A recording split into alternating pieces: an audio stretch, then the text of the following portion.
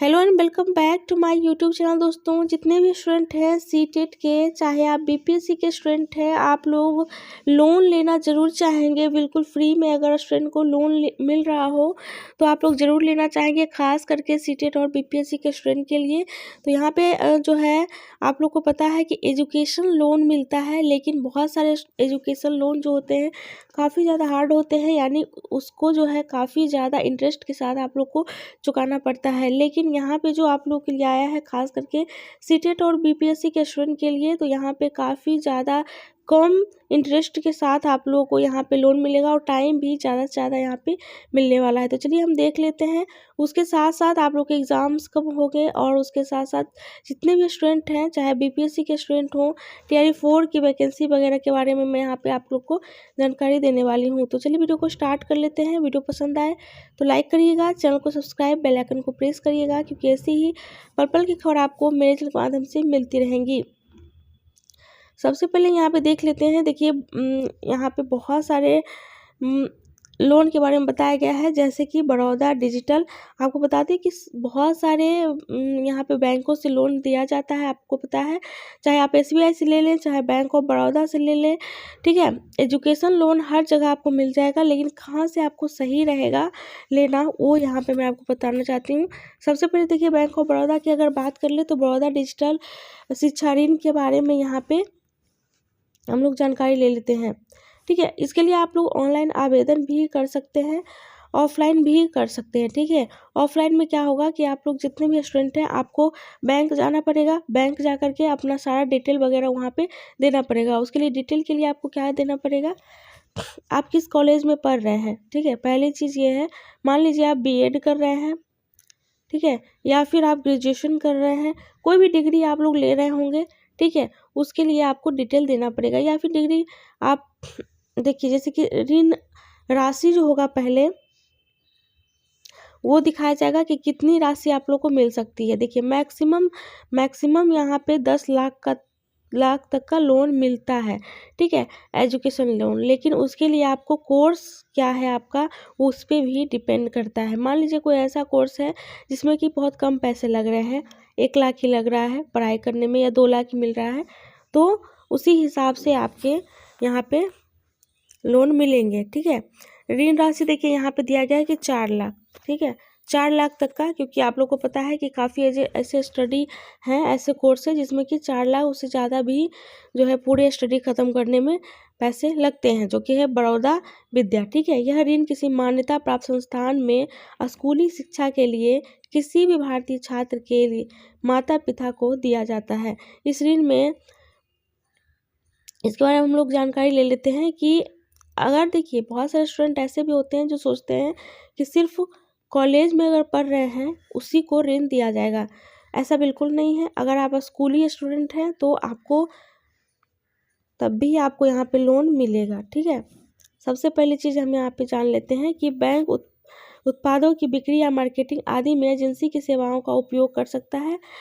उसके साथ साथ जो है 4 लाख तक का ऋण प्रदान किया जाता है, जो कि संवितरण 12 किस्तों में देय हैं। यानी कि अगर आप 4 लाख का लोन लेते हैं तो उसमें आपको 12 किस्त में इसको चुकाने होंगे। लेकिन एक चीज़ आप लोग याद रखिए, एजुकेशन लोन क्या होता है, जितने भी स्टूडेंट हैं जो कि एजुकेशन लोन अगर लेते हैं तो आपको क्या करना होगा, जब तक आपकी जॉब, एक चीज़ याद रखिए कि जब तक आपकी जॉब नहीं हो जाती तब तक आपको इसको नहीं चुकाना होता है, ठीक है।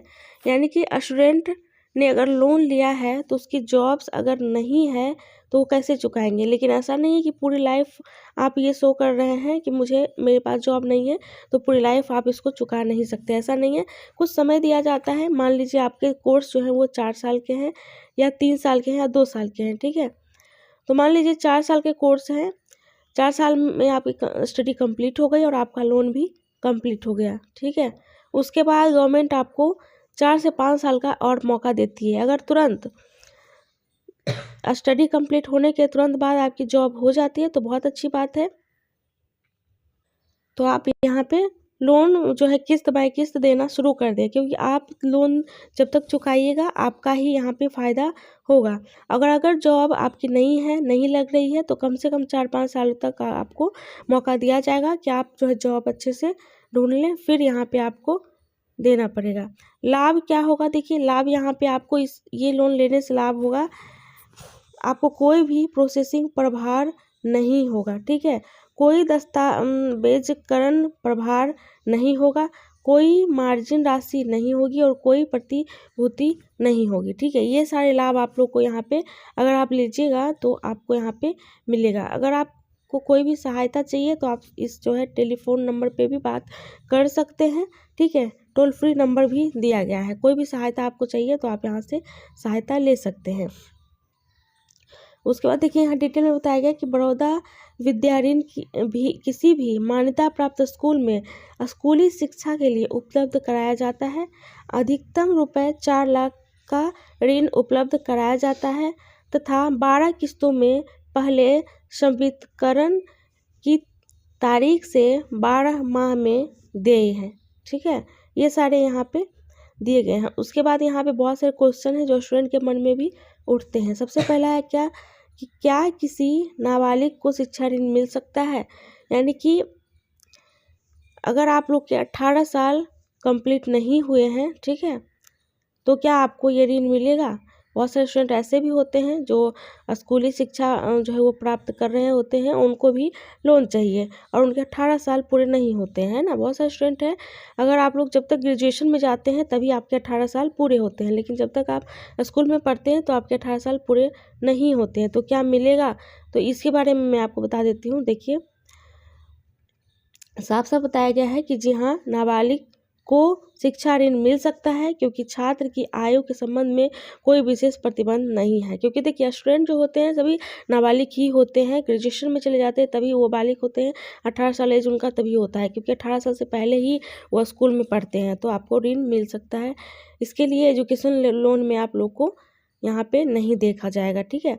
उसके बाद क्या मैं स्कूल फीस के लिए शिक्षा ऋण ले सकता हूँ। जैसा कि मैंने आपको बताया कि बहुत सारे स्टूडेंट कंफ्यूज होते हैं कि सिर्फ कॉलेज में अगर पढ़ रहे हैं तभी हम लोन ले सकते हैं, स्कूल में पढ़ रहे हैं तो मुझे लोन मिलेगा कि नहीं, वो यहाँ क्वेश्चन है। तो इसके बारे में इसका जवाब मैं आपको दे देती हूँ। देखिए साफ साफ बताया गया है कि जी हाँ आप बड़ौदा विद्या ऋण का लाभ उठाकर स्कूल फीस का भुगतान कर सकते हैं, ठीक है। यानी कि बड़ौदा विद्या का जो लोन है वो आपको मिलेगा, बिल्कुल मिलेगा। अगर आप स्कूल में पढ़ रहे हैं कोई भी स्कूल में, तो उसके लिए उसकी फ़ीस को भुगतान करने के लिए आप लोन ले सकते हैं, ठीक है। उसके बाद एक और क्वेश्चन है कि बड़ौदा विद्या ऋण की प्रमुख विशेषताएं क्या है, यानी कि मैं क्यों लूँ बड़ौदा विद्या से, क्योंकि हर जगह बहुत सारे लोन मिल रहे हैं, तो बड़ौदा विद्या से क्यों लूँ। तो स्कूल शिक्षा के लिए शिक्षा ऋण लक्ष्य जो है समूह नर्सरी से 12वीं कक्षा तक स्कूली शिक्षा प्राप्त करने के छात्रों के लिए। उसके बाद कोई प्रोसेसिंग शुल्क नहीं लगेगा आपको, कोई दस्तावेजकरण का प्रभार नहीं पड़ेगा और कोई मार्जिन आपको नहीं देनी पड़ेगी, ठीक है। उसके बाद एक और क्वेश्चन यहाँ पूछा गया है कि नाबालिग के लिए शिक्षा ऋण हेतु न्यूनतम आयु क्या है, कम से कम कितने आयु होने चाहिए, ठीक है। तो यह बताया गया कि बड़ौदा विद्या की पात्रता के लिए विद्यार्थी की आयु के संबंध में कोई विशेष जो है प्रतिबंध नहीं है, यानी कि ऐसा नहीं है कि आपके सिर्फ इतने ही आयु होने चाहिए, कोई प्रतिबंध नहीं है, ठीक है, आपको लोन मिल जाएगा। तो इस तरीके से आप शिक्षा ऋण ले सकते हैं, चाहे आप कोई भी स्टूडेंट हो, चाहे आप स्कूल में पढ़ रहे हो, चाहे आप ग्रेजुएशन कर रहे हो, चाहे आप सीटेट कर रहे हो, चाहे आप बीएड कर रहे हो, कोई भी स्टूडेंट हो, सभी के लिए ये काफ़ी ज़्यादा इम्पोर्टेंट है। और यहाँ पे आपको मैक्सिमम 4 लाख तक का लोन मिल जाएगा, ठीक है। तो इस तरीके से आप एजुकेशन लोन और खुद ही ऑनलाइन फॉर्म भर सकते हैं, आपको कहीं जाने की जरूरत नहीं है। जैसे कि देखिए यहाँ ऑप्शन आ रहा है ऑनलाइन आवेदन करें, इस पर आप लोग क्लिक कर लीजिएगा। इस पर क्लिक करिएगा तो हमारा जो है नया पेज यहाँ पे ओपन हो जाएगा। जैसे कि आप देख सकते हैं यहाँ पे नया लोन का जो है नया पेज ओपन हो गया। यहाँ पे देखिए एक ऑप्शन मिलेगा अप्लाई नाउ, ठीक है। तो अप्लाई नाउ पे जैसे क्लिक करिएगा फिर से नया पेज ओपन हो जाएगा, ठीक है। यहाँ पे देखिए इस तरीके से आप सारा डिटेल भर दीजिएगा अपना, क्या क्या डिटेल भरना है। देखिए यहाँ पे टाइटल में फर्स्ट नेम आपका भरना है, मिडिल नेम भरना है, लास्ट नेम भरना है। उसके बाद यहाँ पे देखिए मोबाइल नंबर भरना है, ईमेल आईडी, पासवर्ड, ठीक है। उसके बाद कंफर्म पासवर्ड करके पहले रजिस्टर कर लेना है और यहाँ पे कैप्चा डाल करके आई एग्री पे क्लिक करके और यहाँ पे सबमिट कर दीजिएगा। ये आपका रजिस्ट्रेशन हो जाएगा। रजिस्ट्रेशन जैसे ही कंप्लीट करिएगा उसके बाद जो है सेकेंड में आपका फॉर्म फिलअप कर दीजिएगा। उसमें आपके डॉक्यूमेंट वगैरह मांगेंगे, ठीक है।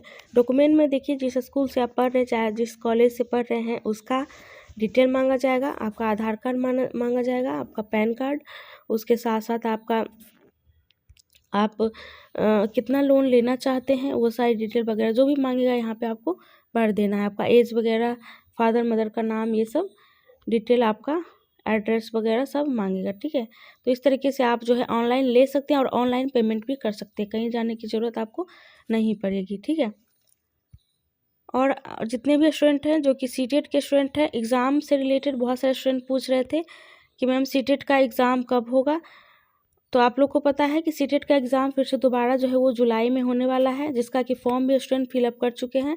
जुलाई में हो सकता है इस बार लेट हो, क्योंकि हर बार एक फ़िक्स डेट पे ही होता है और फिक्स टाइम पे 1 दिसंबर में एग्ज़ाम लिया जाता है, 1 जुलाई में लिया जाता है। लेकिन इस बार थोड़ी सी लेट होने की संभावना है, क्योंकि अभी तक जो है कुछ भी इसके बारे में प्रोसेस नहीं हुआ है।